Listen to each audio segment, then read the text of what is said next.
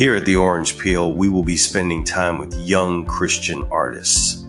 Art is a vital part of every culture, and it serves as a channel through which cultural, religious, philosophical, and personal feelings are communicated or transferred to others. Art multiplies the means for expressing the emotions that bounce around in our heads, looking for a way out into space and time to be examined by others. In this way, art is as useful to Christians as it is to our secular brethren. Much paint has been brushed onto the canvas of religious history, giving us a look back at what the peoples of antiquity thought and felt about God and life in their times. And today, along with paints, pencils, charcoals, and chisels, modern artists employ digital brushes, electronic paints, virtual pencils, and LED canvases to express to the world who it is that culture and faith has made them. It has been said that our spirits continually seek expression in the physical world through various channels of expression such as art and fashion. What is in us, those persistent thoughts, feelings, and beliefs, rattles around in our souls seeking release. And so it pleases God to give us skills of every sort, so that in all those ways, including art, He might express His glory through us. This is borne out in Exodus 35:31-35, which tells us God gave certain men skills and artistic abilities to be used to build the tabernacle. It reads, "And God has filled him with the Spirit of God, with skill, with intelligence, with knowledge, and with all craftsmanship, to devise artistic designs, to work in gold and silver and bronze, in cutting stones for setting, and in carving wood, for work in every skilled craft. And he has inspired him to teach, both him and Oholiab the son of Ahisamach of the tribe of Dan. He has filled them with skill to do every sort of work done by an engraver or by a designer or by an embroiderer in blue and purple and scarlet yarns and fine twined linen, or by a weaver, by any sort of workman or skilled designer." In this podcast, we will begin our examination of Christian artists with a conversation with a delightful young artist named Hailey Winrow. Hailey is an 11th grade student in Plano, Texas, and a member of Central Point Church of Christ. She is the daughter of Dwayne and Dawn Winrow. Recently, Hailey was honored to show one of her pieces at the Robinson Fine Arts Center. So sit back and listen, and I promise you will walk away encouraged that the church and Christian parents are still producing remarkable young Christian women and men to do the work of the kingdom of God. Hello and welcome to the Orange Peel Podcast. This is where we come to peel back the covers on hidden, juicy truths. We have a great guest with us today, Hailey Winrow, and she is a Christian artist. And so this is really going to be an interesting conversation to get her Christian perspective on art. Tell me a little bit about how you grew up, Hailey. I grew up with two loving parents in a stable household. I always did art for as long as I can remember. I like to draw. I used to do coloring pages a lot. I remember my dad used to print them out for me when he was working to keep me busy. And I would always draw and color on the back of the pages after I'd finished. They never looked good, but I liked them.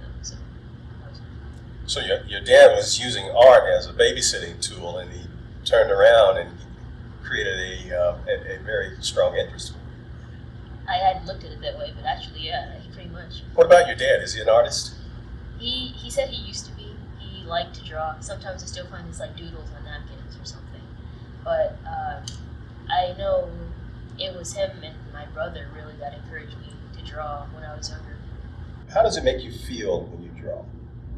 Art it can be very frustrating sometimes, but it's also very satisfying and peaceful to know that you can literally make anything that you want, and you can convey these emotions and feelings. And any style of painting, you can make anything in any world, and if it doesn't exist, you can make it. I like that. And you saying that reminds me of something that I think is very important for Christians to know, and that is that art is one of the institutions that conveys cultural norms. It really starts out with philosophy that typically comes from our universities. But it rolls from universities or from accepted philosophers into art first. And a lot of people don't know that. So when society is trying to figure out who it is, it goes to art. One of the stories that struck me was that Picasso, in the strange paintings that he did, they looked so strange because Picasso was trying to communicate this philosophical norm that was coming into vogue that says that there are no absolute truths. So for Picasso, he was trying to say that I don't care what disformity I put on this painting, I can consider it beautiful because there are no absolutes. So what do you try to communicate in your art mostly?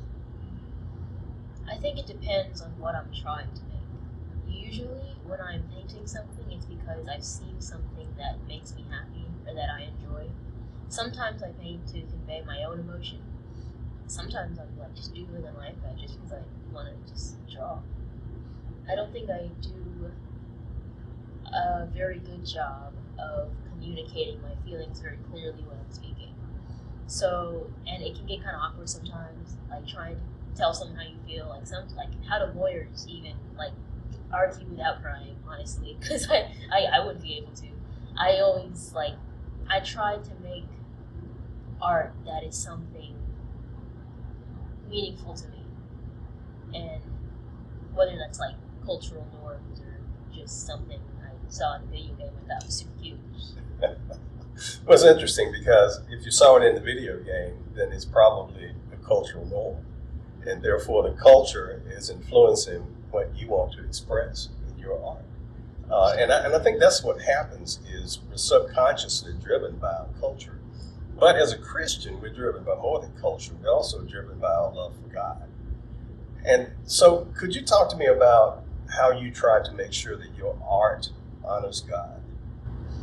Well, I mentioned before that as an artist, you can make anything that you want. Some people use artistic power for evil and not good. I always try to make sure that if I'm making something or art, I'm always putting out something good, something that would make someone smile. I mean, because it's what makes me smile. So if I'm drawing something from a video game, that just might be like two people hugging or just hanging out. I think that's how I stage it. I think I keep very true to the values that God built. So it sounds like one of those is joy. So you try to be a channel for joy to people from God. So I think that's admirable, and I really like that. But what about when you're sad? You know, it's interesting. They say that the most creative period for most artists is when they're miserable.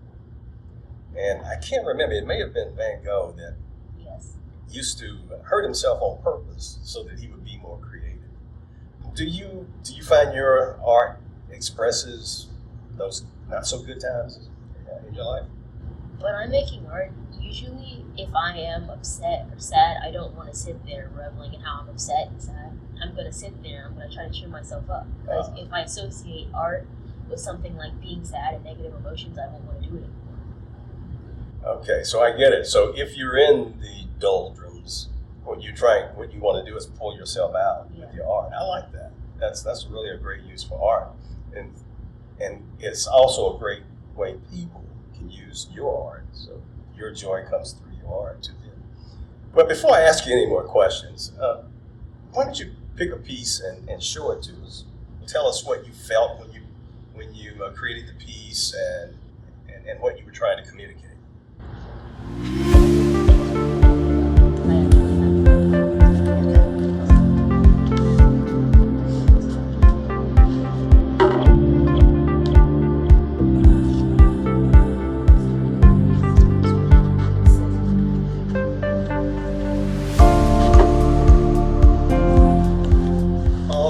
Interesting piece. So tell me about it. It's complex. Yeah, it was made as a collage. I remember I made this, actually, this was one of the only pieces I made out of negative emotion.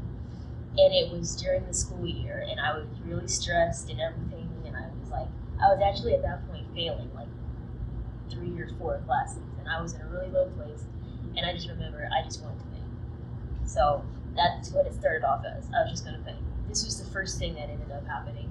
Just supposed to be a lady at a window, but after that kind of failed off, I got kind of upset and cut up a bunch of books and music. It cut up part of my sketchbook, and I just kind of put it in there. And I put it all together. I tried making poems out of it. I tried making a collage of like what I felt and who I thought I was at the time. I don't think it's the best thing I've ever done, but I think it captured my emotion at the time. I love this line up here. It says, "The moments begin to come thick and fast and in no particular order." That's interesting. So what did that line mean to you? At that point, I literally had no idea what I was doing. I had no idea how to pull myself out of what was happening. At some point after I made this, I think I was pretty clear-headed, and I just thought, I have to get my life together. So this helped a lot. Like, sometimes people always tell you when you're upset, like, you gotta pull yourself out, you gotta do better, you gotta keep going, you can't let them see you sad. But sometimes you don't need to be pulled out of it. Sometimes you just have to let yourself just kind of feel it for a bit, and then you get back up and you continue on with your life once you're doing better. Yeah, I have an expression for that, and I really like what you said. It says sometimes you have to let the hurt hurt. So that's a very mature observation on your part. You have to go through the process. What else should we see when we take a look at this piece? Well, when I made this, I had been reading the Hunger Games book, and that book was so boring to me. I cut it up and I put it in this collage. So, and I used the pages to make poems. I just found words and sentences based on how I felt, and I put it in there along with everything else. So. That's an interesting approach. Yeah, that's what I like about artists is the creative aspect, because the creative aspects of art express an attribute of God. He is the greatest artist. Look at a sunset or a forest. Take a look at a leaf up close. He is the ultimate artist. We're made in his image, and therefore one of the things he gave us is a portion of his creativity. And so I see him expressing himself through you, Hailey, and that must be quite an honor. Have you thought of it that way? I haven't actually. I never thought of it that way. You just made me feel so good about myself. Well, you should. You should. You know, when you study the scriptures, they are very clear that art and skill is given by God, and it's given to you in the womb. So he entered the womb and said, "We're going to make Hailey an artist." So tell me, how do you think you can serve God with this tremendous skill He's given you, this godly attribute He's endowed you with? I think that's a difficult question. It is. To be honest, I never really thought about how art could serve God. Like, usually you're in church service and I'm talking about evangelism. I never really thought of my art as an outlet that could be used to pull people to God. Well, you know, it's interesting, as I said, Picasso used it to pull people toward bad philosophy. So I really look forward to seeing more Christian artists like you using your art to pull people to God. And you're really good at it, so I expect to see great things. You want to talk about another piece?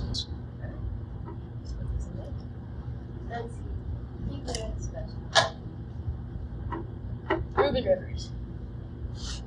Tell me about Reuben Rivers. Okay.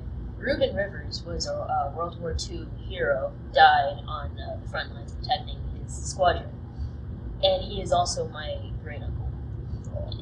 Yeah. So I really admired just the story about it. I thought, wow, isn't it so amazing that there's greatness like that in my family? And that was something my dad and I really connected with, like just the greatness of Reuben Rivers, and that he was our family. So we even watched a documentary on it. It was really fun. And one day I was at school in art class actually, and my dad texts me and he says, "I'll give you $100 if you can paint me a picture of Reuben Rivers." And I said, "Dad, I'll do it for free." And I painted his picture and I gave it to him on Christmas, and he was so happy to receive it. It was really difficult actually. This is the second oil painting I've done, and so I was kind of experimenting with the paints, and I think it turned out really good, and I think I really appreciate just my dad, just the significance of having a family like that you can look back on and just like, wow, like there's like greatness like that can come through me as well. Like it gives you like this feeling of encouragement that I can do anything. And so you essentially are telling everybody everything you just said on canvas. I like to think so. Yeah, and I pick it up. I mean, I just look at the brushstrokes and they tell me that there's passion in the way you paint this painting. I always try to paint passion. What is your favorite medium? I think this is oil. Yes. What are your other favorite mediums? Well, paints are one of my favorites. I think I have a top three, and I think it's acrylic and oil paints, which are what I usually am using to make like physical art like this. My second favorite, I would say, is I like graphite, like pencil art, but that's usually what I'm using to vandalize my homework. And I think that my third favorite would be digital art because it's so much more forgiving. Interesting. So explain digital art to me. It's basically like painting on a canvas, but you have a choice of brushes and it's easier to pick colors and you have an undo button, stuff like that. Yeah. That's true. You can't undo on canvas. You can't undo that. It's like that. You can't undo things like this. So are there mistakes in here that you Yes, there are so many mistakes. Do they bug you? Yes, this isn't So you even can supposed see to them, be here. This is like this whole part was just AI generated. It cut off at the photo right here. And I was like, what am I doing? I just like randomly continued on painting. Looks like a computer came up with this. Like, what is it even doing? Well, it kind of reminds me of, again, God as an artist. If you look at a person, every person, one eye is bigger than the other.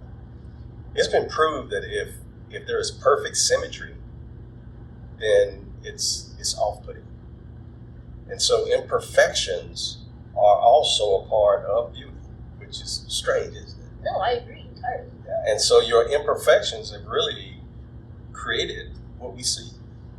I would agree with you. It's just, I think it's better when you make imperfections on purpose. So, like, sitting here, like, I was told by my art teacher, like, when she was talking to me in the class about the style of art and, like, the best way and how we were learning at the age that we were now, she said, as you get older, you're going to be able to make imperfections in art on purpose. But right now, you have to learn how to properly replicate what you see so you can break the rules properly. Interesting. I've never heard that before. Yeah. Any favorite artists that you would like to point to? I don't think I have a singular favorite artist or like a specific art style, but I mean, this is going to sound really like a cop-out answer. I really like the Renaissance and Leonardo da Vinci. Like, I really like his stuff. I like it too. Yeah, there was just a lot of passion in that period. Lot. It was also beautiful the way it was made. Yes. Well, that tells me that another of God's attributes that you captured is you like detail. I think I like detail. Yeah. You think about the detail in God's creation of the ecosystem. All the things that have to come together just right. And so the artist grapples with that same thing. And so, you make me want to paint. Yeah. Sitting there talking about it, because it brings you closer to God. I do like to write. Yeah, me too. And so let's see if we have this in common.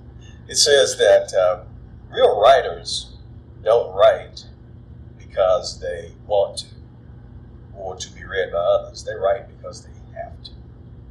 Because it is a way they get what's inside out. And it sounds to me that painting or art works for you that same way. You do it almost because you have to.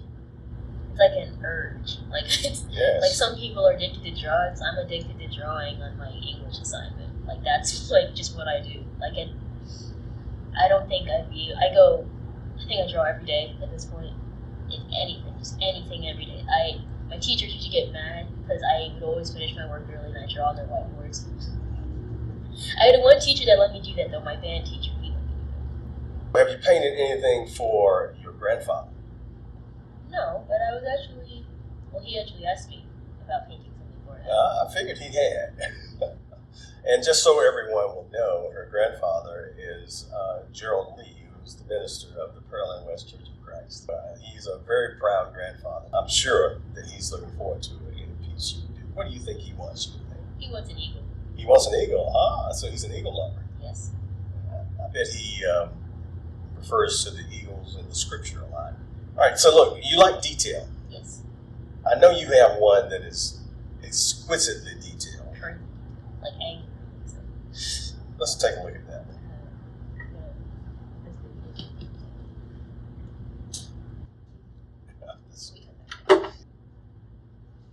Wow. That's like 2 million sticks of the pencil. I mean, tell me about this one. Okay, so this isn't the actual art piece. The actual art piece is about like the size of the frame here, and it's in a fine art center in Dallas. So it was actually a school assignment. I spent 2 weeks sketching, and I only had a week to finish after that. So it was extraordinarily late. It was crazy late. I was working on it in class, and my teacher came over and she looked at me and she said, "Hailey, you're 2 weeks late on this assignment, and you're choosing the slowest possible method to get it done." And I said, "It'll be new. I've never done it before." So, I was just going to see how it went. Working on it, I remember by the time the assignment was actually due, I had only finished around this much. I had been working on it for a week. And I remember, people kept asking me, they were like, "Hailey, you've been working on that for a long time. When are you going to get it done?" And I kept joking home, like, "Well, maybe if I just cut the rest off and just throw everything else away, just give her this one piece." And they were like, "When are you going to finish it?" And so I just kept working on it. This is made of dots. It's a technique called stippling. And I was using a .03 micron pen, dotting, just hundreds of dots. And my hands would cramp, and I was working for hours. Wow. And at some point, I remember I got far enough to, I thought, yeah, I could probably turn this in and still get a grade. I had finished this much. I had been working on it at that point for about a month. I take it to my teacher. She takes it from me. She looks at it, and I tell my art teacher, I say, "Hey, maybe we can just cut it down from there. Maybe we can just cut this part off, the part I hadn't finished." And she said, "No, I want you to finish it." And I said, "But it's here. Can I just give me the grade so I don't feel this class?" And she said, "Okay, you're getting an A." It was a month late. I only finished not even half. I didn't let her see it, but I was frustrated. I was like, I have been working on this. It was left, and I've been stressed about it, trying to get this work done. And for her, and she tells me just to take it home and finish it. Well, you just, and I still have the A, right? I still get the A, I have the grade. You're like, yeah, you just deprioritized this whole thing. So over the course of 2 or 3 months, I'm just kind of staring at it, working on it here and there without any real objective to really finish it. Just maybe I'll finish it, maybe I won't. But at some point, my teacher comes up to me, my art teacher again. She says, "If you finish the L, then I'll be able to hang it up in the Fine Arts Center." And I said, "Okay." And then it was crunch time. So for the next 2 or 3 weeks, I continued stippling, working on the L, stippling, dots on the paper. I was angry at this piece of art. I thought, if I don't finish this owl, the owl has won, and I was not going to let that happen. So I continued working on it, and I remember this was really late in the school year. This was about May at this point. So we were doing end of the year exams, tests, and I thought, I'm going to take this out of the school, I'm going to finish my test, and in those last hours that I have at school, I'm going to finish it. And I did. I finished it in 3 or 4 hours that I had after my test, and I took it to my art teacher, and I said, "It's done." And she took it from me, and she told me how amazing it was, and she said, "I'm putting this in the Fine Arts Center," and I said, and I wasn't even happy she was putting it in Fine Arts, I was just happy she took it from me. and didn't tell me to finish it. Couldn't even finish the reference. So you are a named artist now. You have been displayed in the Fine Arts Center at, what's the name of it? The Robertson Fine Arts Center. Robertson Fine Arts Center. And is it still hanging there? It is. Wow. You must really be proud. I really was. How does it make you feel when people admire your work? I feel like they're looking at every imperfection. I mean, it can't help it. Like, you look at it and you see everything wrong with your piece of art, but you're still looking at it. I know that people only see everything that's right with it, because, I mean, only the artist would know how wrong it is. That's true. But still, when people look at it, it's like, oh, you're going to see that. But all they said was, wow. So it's very flattering. It's very encouraging. And it makes you want to continue and do better, to keep making people go, wow. Yeah, I wonder if God feels the same way when we stand and watch a sunset and say, wow. I bet he gets the same feeling. It's really nice to have your gifts appreciated by others. So I can tell you I appreciate this one. This is special. I'll tell you what I see this, and you tell me if I'm seeing it wrong. I see something about you in this art piece. Number one, there's no quitting.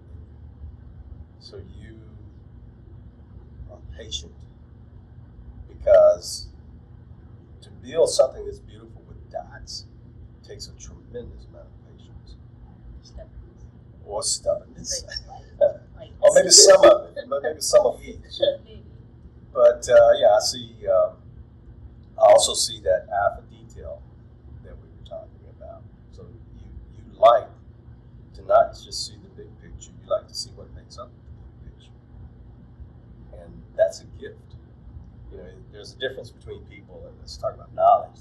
There's a difference between people who like knowing and people who like understanding. And people who like understanding drive deeper than the knowledge. And so I think you have been granted that gift. So I'd be interested to see, as you continue to grow and mature, how God uses that, because that is a gift he can use mightily.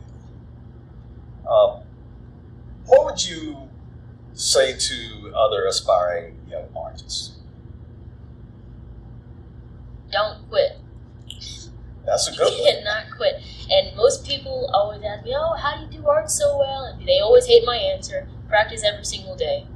That's the only reason I can even do anything like this. I practice, and I just straight up hate everything, and I am moving off of iced coffee and spite and the need to get it done, but the results are usually, wonderful. And especially, art's supposed to be fun. Like, you're supposed to make it because you want to, and because you like to see the strokes of paint, because you want to feel the paint on the canvas, and because it's just fun for you. The second you start getting angry at it or start forcing something, you don't like it anymore. You just lost a hobby. So I would say definitely don't give up on art. And it's very natural to critique every single thing that you do, but that's just a part of being better. Being hard on yourself is like how you progress further. One of the things that I'm moved to do is to thank God for what he gave you. And I would imagine there are moments that you feel that too, because everybody can't do what you do. You look in the scriptures, and there have always been those special people with special abilities. And there's so many people who are still trying to find theirs. And at such a young age, you've already found at least one. But we know he's given you more than one. So, that's certain. This is just a way to express some of the things you feel. How might you consider using art, after having had this conversation, how might you consider using art in God's service? Well, you made the statement about how art can bring people closer to God. And I actually want to explore that more. Like, I think a lot of Renaissance art was heavily religious and very, and maybe I just need to explore how it was used more. What about career-wise? Have you considered if that's something you want to pursue? Definitely. Like, looking at a couple art schools, and I definitely want to pursue it as a career in some way. Hopefully, I won't be broken. Yeah, the starving artists, starving actors, they're Musicians. cliches, right? Starving musicians. And your brother's a musician, so Yes. there's a lot of talent in your family. Yeah. So, do you have any other pieces you'd like to share? This one's really wonderful, but let's see what else you have for us. Well, I'm just wondering.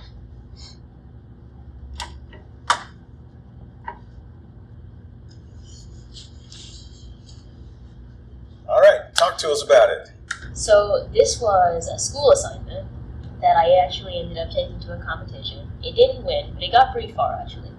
The assignment was to draw with pen someone who meant something to you. So I thought, I have this really amazing cousin, and we talk, and we send each other our art, and we chill. I'm gonna draw my cousin Danielle Lee. I texted her at first. I was like, hey, I'm going to draw a portrait of you for art class. You don't mind that, do you? And she's like, oh, yeah, sure. You want me to send you a reference? And I was like, yeah, I can find one. So I found just a reference on my phone. It's actually on the back of the cardboard that I used. And the assignment, we had to use a single pen that had 4 ink slots. But that was the assignment.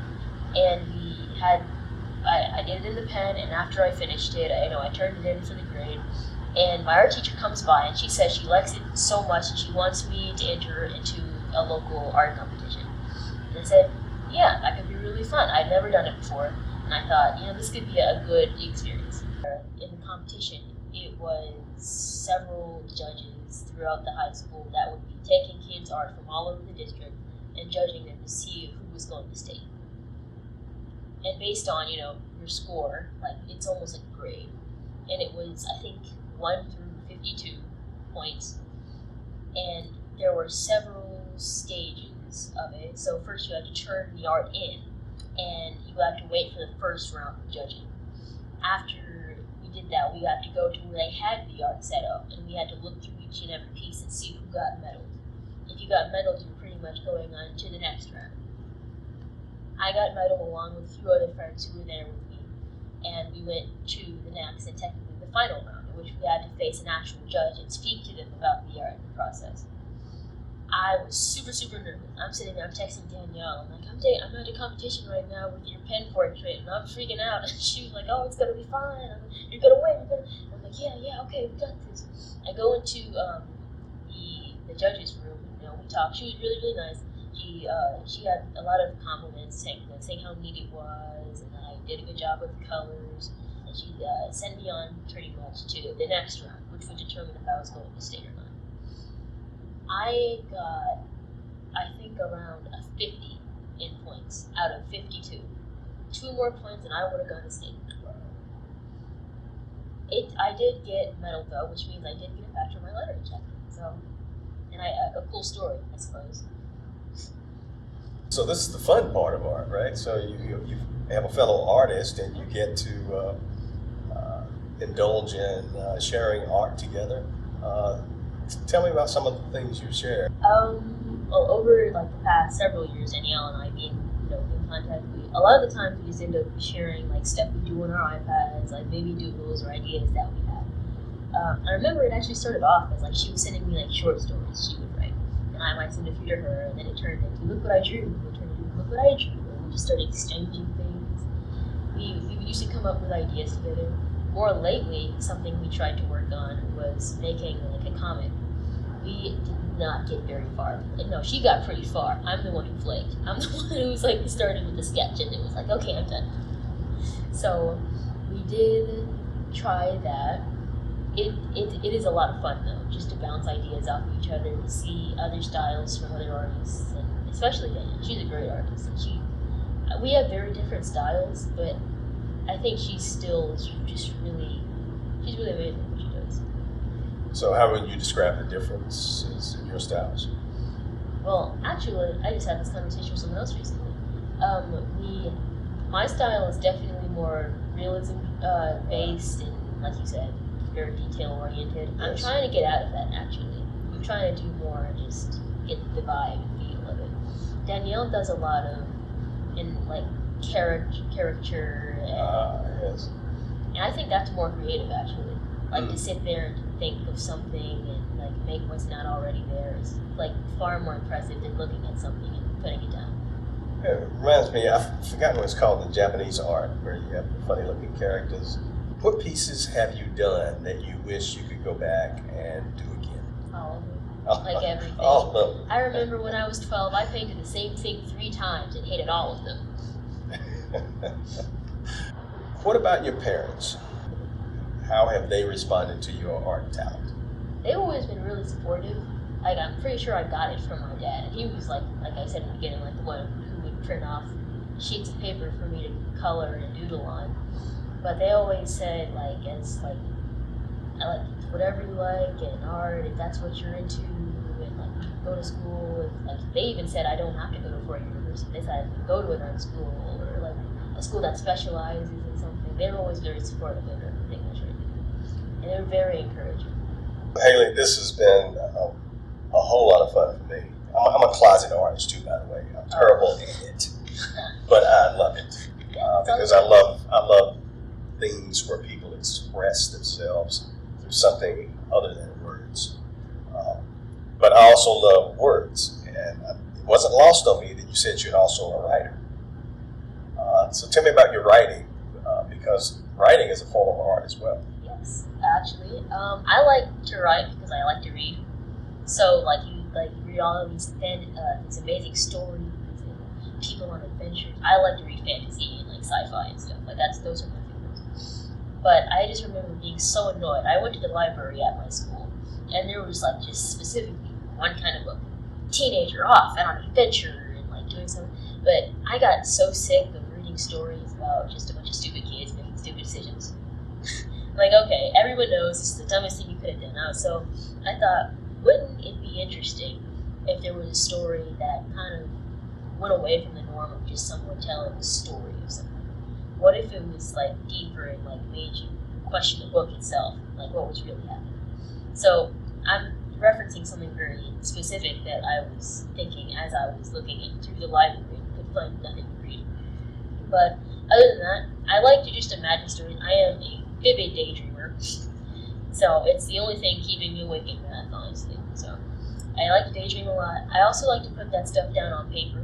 I actually have like a whole Google Doc that's like writing ideas, and I just spill all my guts into that doc. It's like, what if?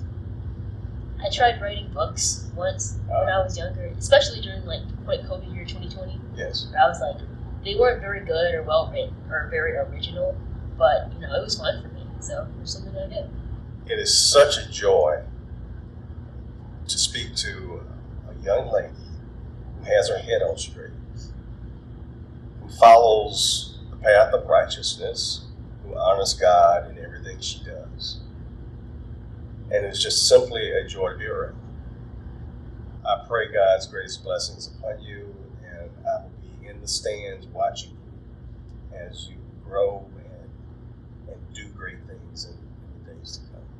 So thank you for sharing your art with us, and thank you for sharing your thoughts.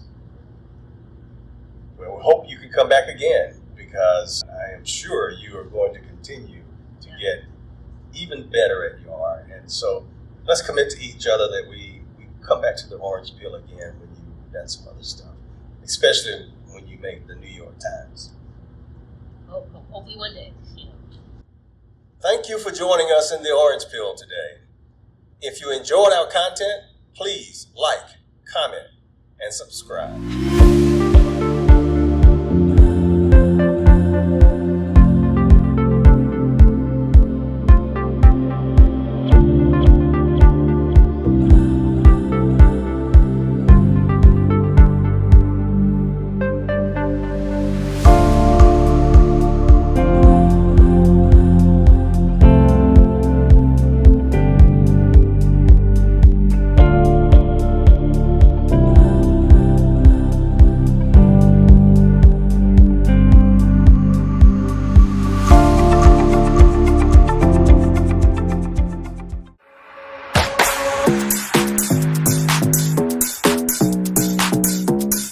Apple pie is all about.